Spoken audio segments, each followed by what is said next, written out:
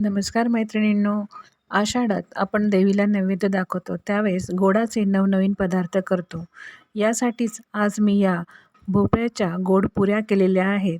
कोणी ह्याला घारगे म्हणतात तर कुठे याला घाऱ्या देखील असे म्हटले जाते.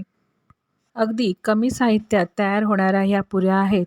ह्या पुऱ्या 8 दिवस छानपैकी अशा बाहेरच मस्त टिकतात. प्रवासासाठी नेण्यासाठी किंवा लहान मुलांना टिफिनसाठी किंवा दुपारच्या चहाबरोबर हा उत्तम असा स्नॅक्सचा प्रकार देखील होऊ शकतो. चला तर मग रेसिपीला सुरुवात करूया. यासाठी मी इथे पाव किलो भोपळा घेतलेला आहे. भोपळ्याचा कलर आतून हा असा अगदी पिवळा धम्मक आहे. तुम्हाला देखील असा मिळाला तर फारच उत्तम. आता ह्या भोपळ्याचे साल काढून घ्यायचे आहे. भोपळ्याचे साल काढताना फार कठीण जाते, म्हणून हा भोपळा तुम्ही कुकरमध्ये वाफवून घेतला तरी देखील चालेल. पण कुकरमध्ये न वाफवता जर त्याच्या अशा पुऱ्या जर केला तर त्याची चव ही फारच वेगळी आणि अतिशय चविष्ट अशी लागते. पहा, अशा प्रकारे मी या भोपळ्याचे साल काढून घेणार आहे. तुम्हाला जर ते फारच कठीण वाटत असेल तर तुम्ही तो कुकरमध्ये वाफवून घ्या, म्हणजे काम थोडे सोपे होऊन जाईल.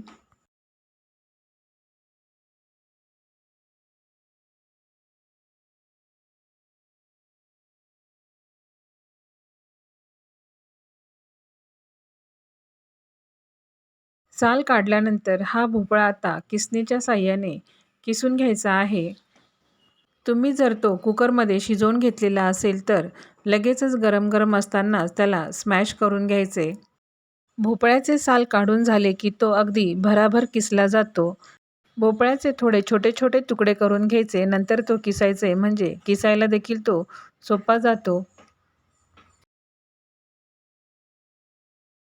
किसलेला भोपळा आता आपण छानपैकी परतून घेऊयात. यासाठी कढईमध्ये अगदी 1 चम्मच भरून साजूक तूप टाकून घेतले.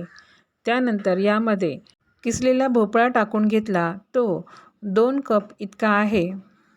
भोपळा टाकल्यानंतर 1 मिनटं आपल्याला त्याला छानपैकी परतवून घ्यायचे आहे.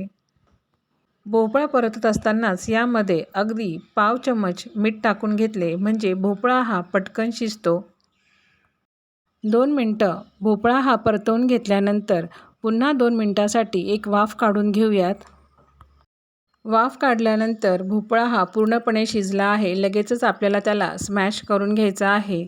एकूण भोपळा शिजण्यासाठी फक्त 4च मिनटं इथे आपल्याला लागलेली आहेत. आता यामध्ये आपण गूळ टाकून घेणार आहोत. पाव किलो भोपळ्यामध्ये मी 1.5 कप गूळ, म्हणजे जवळपास 150 ग्रॅम गूळ एवढा टाकून घेतला. गूळ टाकल्यानंतर हे मिश्रण आपल्याला चांगले हलवून घ्यायचे आहे. यामध्ये अजिबातच पाण्याचा अंश नाही, यामुळे गूळ हा कढईला लागू शकतो. गूळ हा कढईला लागू नये आणि तो सगळीकडे व्यवस्थित मिसळून जावा यासाठी यामध्ये पाव कप पाणी टाकून घेतले. आता पुन्हा आपल्याला 2 मिनटं हे मिश्रण शिजवून घ्यायचे आहे. 2च मिनटं वाफवल्यानंतर लगेचच आता गॅस बंद केलेला आहे. गूळ आणि भोपळ्याचे मिश्रण आता आपण गार करून घेऊयात. आता लगेचच यामध्ये 1 टेबलस्पून जाडसर वाटलेली बडीशेप टाकून घेतलेली आहे. तुम्ही या स्टेजला यामध्ये जायफळ, वेलची पूड, सुंठ पावडर टाकू शकता. पण मी यापैकी काहीही टाकले नाही. फक्त बडीशेप आणि 1 टेबलस्पून तिळच टाकलेली आहे. गूळ आणि बडीशेपमुळे या पुऱ्यांचा सुगंध अप्रतिम येतो आणि चव तर अतिशय छान लागते. मिश्रण हे गार झालेले आहे. आता यामध्ये मी 1 कप भरून बारीक रवा टाकून घेतला. रवा टाकल्यामुळे ह्या पुऱ्या फारच खुसखुशीत होतात. रवा टाकून झाल्यानंतर आपण तो छानपैकी हलवून घेऊयात. रव्याऐवजी तुम्ही पूर्णपणे गव्हाचे पीठ टाकले तरी देखील चालेल, पण तुम्ही 1 कप रवा टाकून बघा, नक्कीच तुम्हाला फरक जाणवेल. रव्यामुळे ह्या पुऱ्या अजिबातच चिवट वाटत नाही. अगदी दुसऱ्या-तिसऱ्या दिवशी जरी खाल्ल्यात तरीसुद्धा त्या फारच खुसखुशीत वाटतात. रवा टाकल्यानंतर आपल्याला 5 मिनिट हे मिश्रण असेच मोरू द्यायचे आहे, म्हणजे रवा हा छानपैकी फुलून येतो. 5 मिनिटांनी मिश्रण हे घट्ट झालेले आहे. आता आपण हे एकदा पुन्हा हलवून घेऊयात आणि यामध्ये मावेल तेवढे गव्हाचे पीठ टाकून हे पीठ छानपैकी मळून घेऊयात. हे पीठ तयार करण्यासाठी मला इथे 1.5 कप गव्हाचे पीठ लागलेले आहे. थोडे थोडे करूनच आपल्याला हे पीठ छानपैकी मळून घ्यायचे आहे. ते फार कडकही नको आणि फार मऊ देखील नको. सहजपणे आपल्याला याच्या पुऱ्या लाटता येईल अशाच प्रकारे आपल्याला हे पीठ मळून घ्यायचे आहे. पीठ मळताना अजिबातच पाण्याचा वापर करायचा नाही. अगदी ह्या मिश्रणामध्येच हे पीठ छानपैकी मळले जाते आणि मळता मळताच त्याला ओलावा येतो. पीठ मळल्यानंतर लगेचच आपल्याला याच्या पुऱ्या तयार करायला घ्यायच्या आहेत.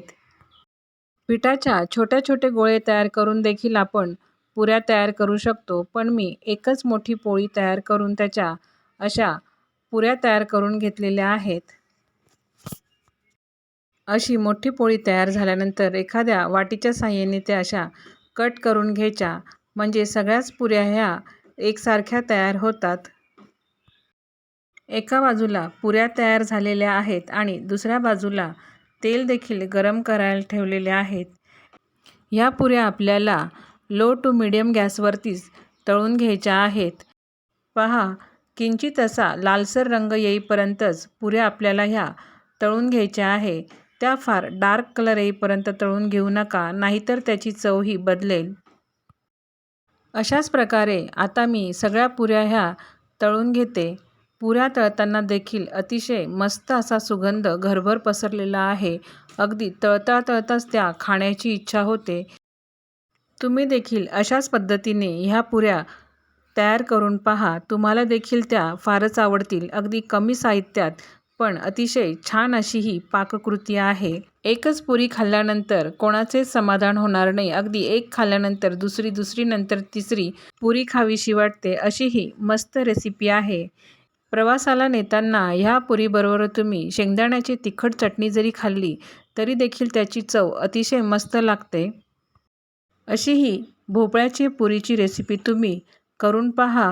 फारच सोपी आणि साधी आहे आणि शिवाय चविष्ट देखील आहे. तयार झाल्यानंतर ह्या पुऱ्या एका डब्यात मस्तपैकी भरून ठेवा. अगदी 8 दिवस ह्या पुऱ्यांना काहीच होत नाही. तयार झाल्यावर ह्या पुऱ्या बघा किती अगदी सुरेख दिसत आहेत आणि कलर देखील फारच छान आलेला आहे. आता ह्यातील एक पुरी मी तुम्हाला तोडून दाखवते. पहा, ती ही पुरी किती मस्त आणि अगदी खुसखुशीत अशी तयार झालेली आहे. अजिबातच यामध्ये चिवटपणा नाही. हाताने सहजच अशी ही पुरी मोडल्या जाते आणि तोंडात गेल्यावर देखील ती सहज विरघळते. अशी ही पुऱ्यांची रेसिपी तुम्हाला आवडलीच असेल.